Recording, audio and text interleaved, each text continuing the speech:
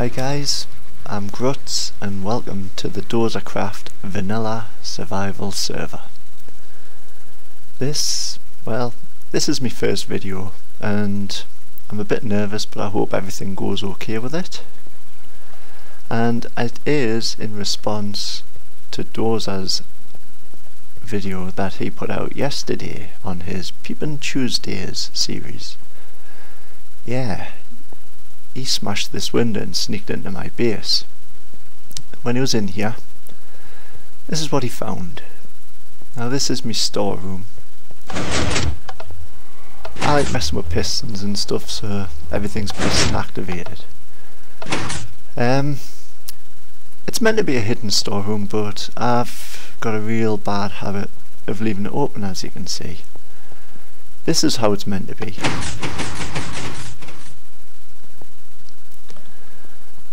Yeah, I guess it's a bit of a waste of time because everyone will see the videos anyway and they'll know it's here, but that's cool anyway.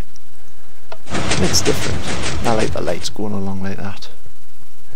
Anyway, when Doza was here, he noticed this and he was trying to explain what it is. Now, this is my furnace setup. I've seen a lot of people doing separate furnace rooms and I like them, yeah, they're cool, but I decided, well, yeah, I want something a bit different, not the same as everyone else. So what I've done is I've tried to incorporate it into my actual storage room and just have a main control panel. So as you can see here, I place fuel in the double chest.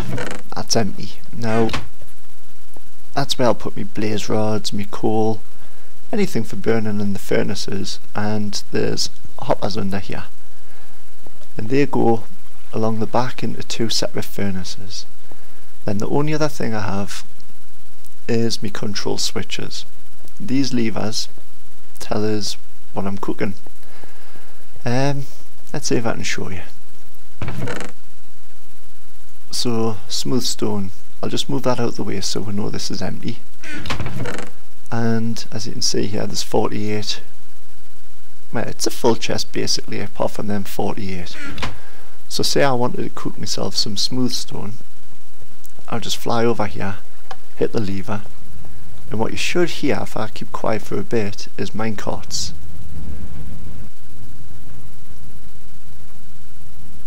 You can just hear them very faintly rumbling around there.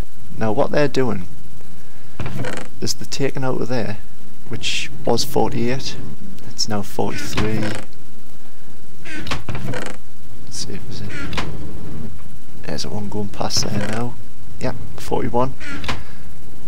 And it'll take it to the double furnace.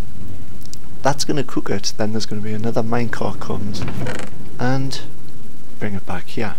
As you can see, that was empty, I took it away down here. And it's building up again. So I like everything easy, so I like to just put my stuff in my storeroom, plonk it in here, and if I do want to cook something, I'll choose what I want. I can have more than one going at a time. I'll do the same here. As you can see, move the glass out the way. And what's going to happen is it's going to take from these sand, which I really need to fill up, and it's going to make glass. So if I turn that one on as well, it's the same cart running backwards and forwards that's going to pick it up. But as you can see, that's starting to go. It's going to take a little bit for it to filter through to the glass one, because I've got this one running already. Anyway, that's how the operation side of it works. Now let's go behind, I'll give you a quick look at how it's actually working. So we'll get behind here, and yeah, this jumbled mess is the redstone and the tracks that I've been working on to get this thing working. Now these are the hoppers on the bottoms of me chests, and this cart, when I pull the lever, is activated and it picks up from whichever chest I've decided I want. all it does is the lever turns the torch off, which allows that to pass through. So yeah, sand there, netherrack and cobblestone. Now this track runs along here and then goes up, and as you can see, this is the top of the furnaces. It just drops off and then away it goes. Yeah, that's still burning away the cobblestone. Nothing else waiting in there to be done. I'll just jump up on here. Yeah, cobblestone. And then this hopper here puts it in this cart, which flings along, up, and runs over the top of the chests, and it just drops it back off into the appropriate chest. Now this is, I'd say, 95% complete. I'm happy with this. It does what it's meant to do, and it stops when it's not needed. I don't like things to run permanently, so I've got detector rails saying when it needs to run. Problem I'm running into is this one here. Now that's finished cooking, and that's finished cooking, and the hoppers will probably be empty as well, but I usually end up with a couple left in here. Actually saying that, it's actually done what it's meant to do, but sometimes I get the odd two that's in here. They manage to get past the detector rail, or the timings are all a bit different. I may have to put a minecart with a chest there. It might work better with that, but I'll test that later. Right, let's just get out of here. Right. So that's my furnace setup. At the minute I've only got these three. What I may do is I may put more switches this side, then add, say, ores into that one, and then deposit enough in that one. Clay, bricks, there you get the idea, that type of thing. Anyway, let's move on from here. If I remember to shut this time. There we go. Right, now out here into the villager trading. Now this took us quite a while to set up and sort out, and I haven't even put a proper doorway on it, as you can see. But this is my villager trading system. When Doza was here, I was a bit apprehensive about pulling any levers or anything, but I wouldn't have minded. It's the only one that I want to keep at the minute is this guy, just because he's got some good trades both directions. Maybe it's him, because at the minute that's my source for diamonds. I hate mining. I will do anything I can to not mine, and this is a great way of getting diamond equipment. So how this is working is I have an infinite breeder sort of down that way, and that sends villagers around the system. It's an infinite breeder and it keeps going all the time, although if I'm over the warehouse side over there, it's out of range, so there's no more breeding. But every so often you'll hear this clicking while you're in here, and that's the pressure plates in the water streams below, and the villagers moving around it. Now let's have a look at these and see which one I can just get rid of to show you. I keep him. Yeah, he'll do. So if I'm not happy with a trade, what I do is I throw the lever, water stream takes him, and he goes up into a water stream that runs all the way around the outside and then off. This spot then stays like this, and as the villager comes around the bottom, as you can see here, he'll come in, take his spot. If I remember to switch that back off again. But let's wait for the next one to come. Hopefully he'll not be too long, although I can't hear any clicking. Oh, there we go. So there's the next one. And 8 gold for emerald. Maybe I might do that. I don't really have much other use for gold, and I have a shit ton of it. But yeah, that's how that works. So get rid of them. Actually, I'll show you. Get rid of them. Off he goes. Don't forget to put the lever back. He'll go up in a water stream, and he's travelling along up here.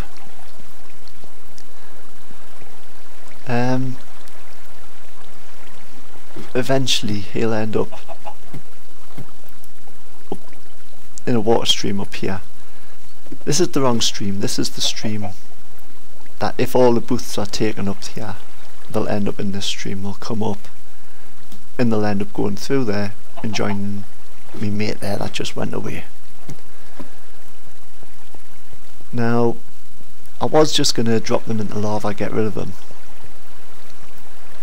but I thought, well, there's got to be a better use for that, so I decided I would try using them for XP.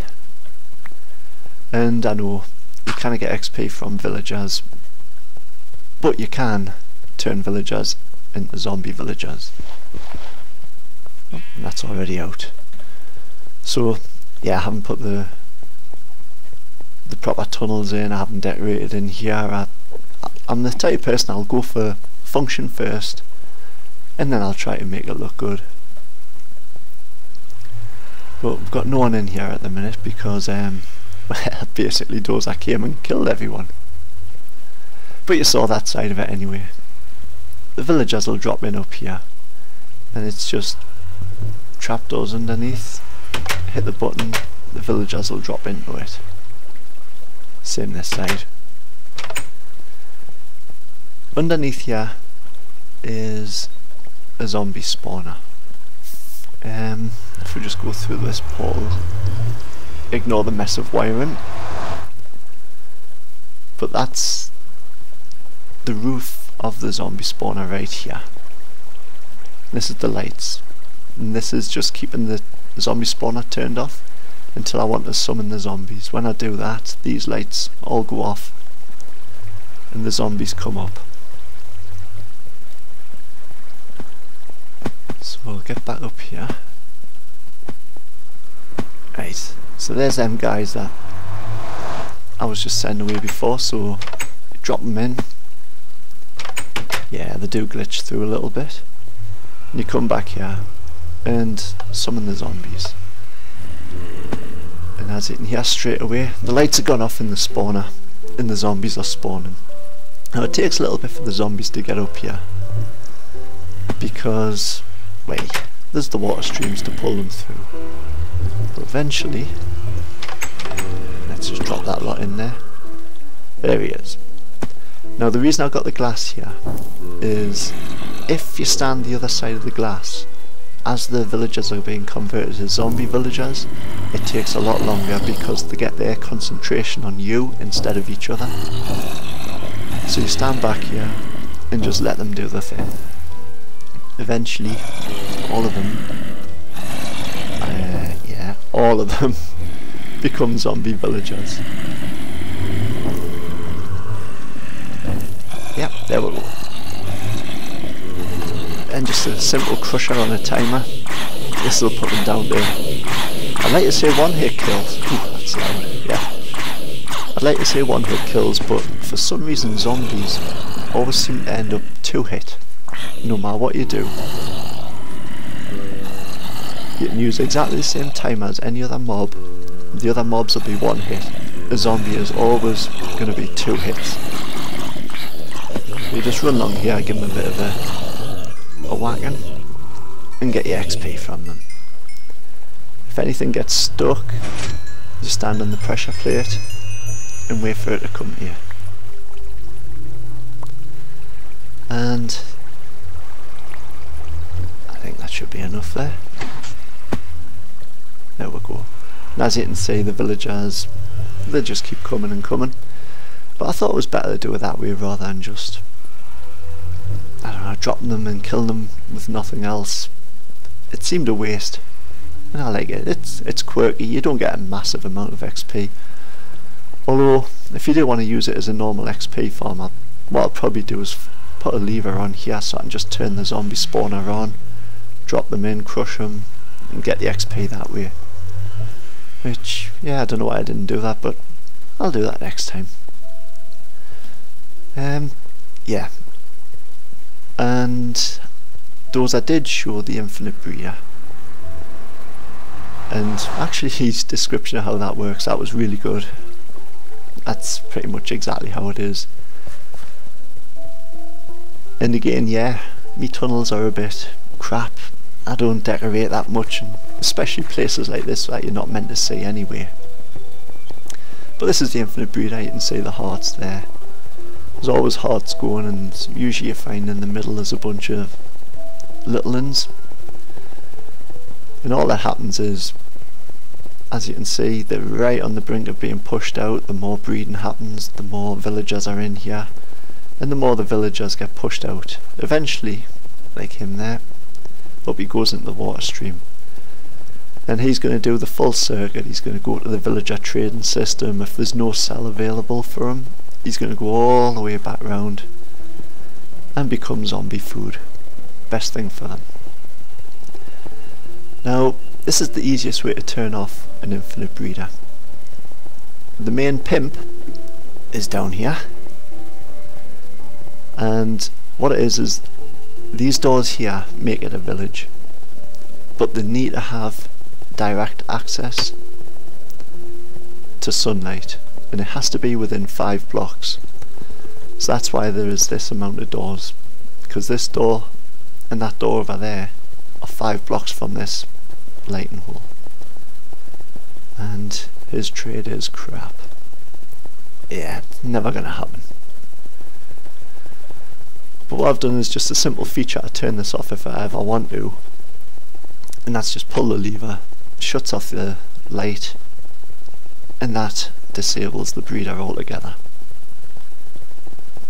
Well, I think that is basically everything there. Yeah, I've got a double cell iron golem farm along here. I haven't really automated it yet. I have that much going on, I forget what I'm wanting to do. But at the minute I've just got them coming down here and dropping into the basic lava drop with the half slabs over the hoppers. I think it was Doc M that came up with that. Brilliant design, there's no need to change it, it does what it's meant to do. Eventually I am going to send the drops off that way once I deal with the lava. And I've got a whole other idea for storage for that. I want to make a mass storage system. I'm going to put my farms into it, my golem farms, my food farms, and I want light indicators. I want at least, I don't know, about 5 double chests for each item, and I want light indicators to tell us which chest is full. That way I can just visually see, and I can take out as needed, and I can turn them on and off as needed. I haven't done it yet, I've just started the digging out at the minute, which is across the bottom here. I just started it last night. And what I might do is I might do a few more videos and actually do some of this on camera. I just added this room here. This is going to be my control room. So once I do like sort of me chicken farms, me golem farms, there'll be visual indicators on the wall, like redstone lamps, a chest, and I'll just be able to tell how many of the chests are full from it and then empty it out as needed. But my plan is to have every type of farm come into this one control room. But yeah, I think that's it. Back up into my main storeroom. So yeah, thanks for watching, and I'll catch you later. See ya.